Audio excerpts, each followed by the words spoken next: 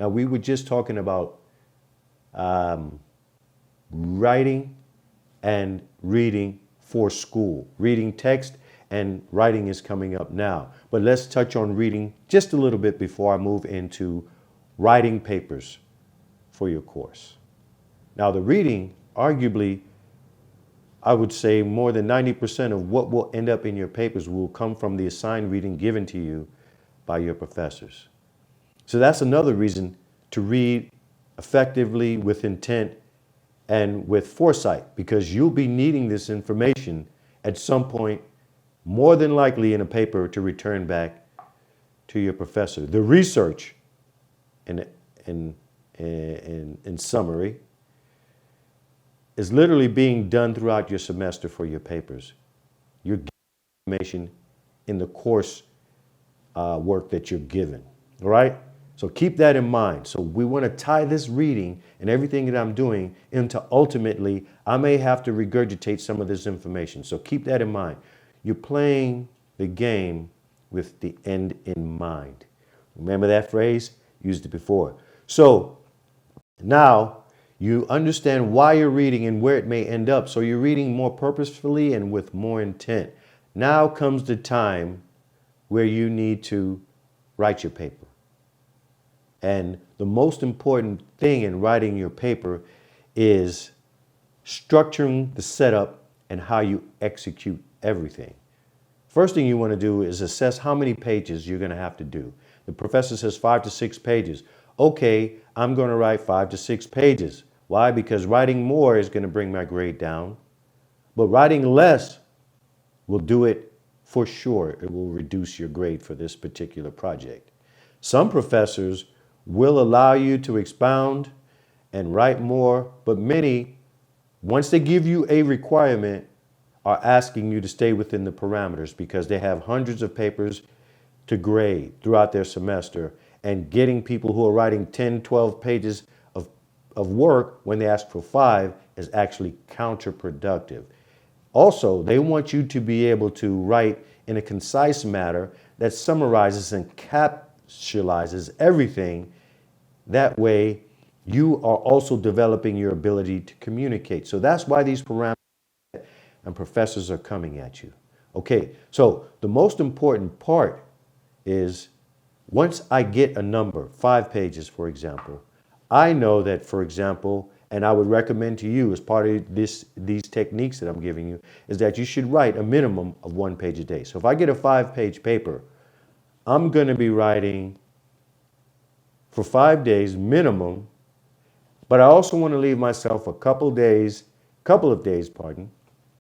after the writing of my paper or during the process, to either have someone, reflect on it for me, and also at the end for my proofread, and also to give it to someone else. If you finish early enough, you may still be able to give it to your professor early and then have it returned back to you before the actual deadline. That's what I recommend the most. That is the number one tip, tool, or technique to use for writing a paper. Finish a day or two early. Find a way to communicate with your professor if you can, if you're early. And if they will help you review it. They will hone this paper for you in a couple of areas. In the process, you're learning, and that's what they want you to do. And you've done so by meeting all the requirements before the deadline. So they won't have any problem helping you throughout. That professor will appreciate your work for that semester and how much you've put in. Okay? That being said, so now we got the basic general approach. I'm going to be writing a page a day. That's generally speaking for any paper. So that tells me how many days I'm going to be writing and where I need to start and how many days I need after that paper is done to review. So I'm going to write for my 5-page paper. I want to write a page a day, but I want to start at least a week ahead. So I have at least 2 days for a review. So that's the basic setup.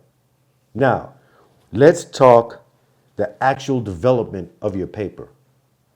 The first thing to do is to pick a subject matter, topic, or thesis that covers your subject, allows you to write everything you need for that expanded paper, but not be too broad.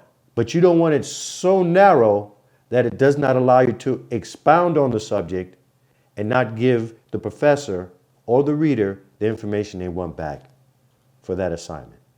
Okay? So let's start off with a practical example. Let's take dogs, for example. Professor's asking me to write a paper on dogs. First thing I want to decide is, okay, what type of class am I in? Am I in a literature class? Am I in a science class? You decide what type of class you're in, and literally, by understanding the professor and listening to his instructions for your paper, you'll know exactly what style to write in. If you're in a literary class, obviously they may be asking you to write a story. If it's in a scientific class, it'd be more technical. Those are two examples to go off of. But let's just say, generally speaking, I want to write a really good paper and turn it in, and the paper is about dogs. Great subject, but not a great title or thesis. Why? It's just way too broad. There are thousands of, hundreds of dog breeds and all different types of dogs and where they've come from. And just to say dog literally would leave a big question mark. The subject matter would be too wide. I would offer you this instead. Take the subject of dog, for example, and let your thesis be something like the top 5 breeds for hunting. Now that's a good subject matter. I think I can work with that. But for me, what I would do specifically with this particular thesis is that I would make it a little bit more specific, because it's a 5-page paper. If I leave the top 5 breeds, I can talk for maybe 20, 25. I can write a book on this subject. So I'll narrow it down just a little bit. What I will do in this instance is that I would take the same thesis, the top 5 breeds for hunting large animals, large game. So now it narrows it down a little bit more, but the subject is way more compelling, because now I have dogs that are bred specifically for killing big game or hunting big game. Now I have a hook. My thesis is my hook. So get really good at developing a thesis, a compelling subject that you will cover, and shaping it in such a manner and that it covers information to fit the pages required, but also so that the thesis or the subject matter that you're covering and the subject title itself is compelling, right? So that's part of your gift, right? You have to learn that. You have to learn how to take something and make it appealing to the reader. You're writing for them. So now we understand that we need to develop a thesis that makes sense. The next thing I'll do is create an intro. Now, all these things are bullet points from this point up until this point, and maybe a little bit further. They're just bullet points. Each bullet point is a place where you'll develop either a large subject matter and then create subtitles to fill in chapters, or they themselves will be the chapters based on the length of your paper. The longer the paper, the more subtitles underneath your chapters or topics. Make sense? So here we are with a 5-page paper. Once again, my topic now is the top 5 breeds for hunting large animals. I've taken a moment before I did this module to literally do this outline, so I'm referring to it now. Okay? But I'm going to add one last thing to this to make it even more interesting. The top 5 breeds for hunting large animals and the breeders, the notable breeders associated with them. So I have the dog, and now I have the breeders throughout history to talk about. Intro, the history of breeding. Does that make sense? We're talking about dogs. We decided to talk about the top 5 breeds for hunting and their most notable breeders. Then yes, let's talk about the history in the introduction. That's 1 chapter or more. That's 1 paragraph or more, excuse me. Then we may talk about how and why is this possible? What is the science associated with, depending on the class you're in and what you'd like to offer to your professor? How is it possible that dogs are able to be manipulated through breeding in such a short period of time to produce the results of different breeds. Very important, very compelling to me. Now that may take up 1 to 2 pages. And then you'll also include in this space the number of breeds. How many? And then the diversity of these type of breeds and what they do. This is still all in your introduction. Now at the last portion of your introduction, you're going to talk about the top historic breeds, their advancements that they offered, and then you're going to transition into a sentence that basically leads you to the top 5 breeds for hunting large game.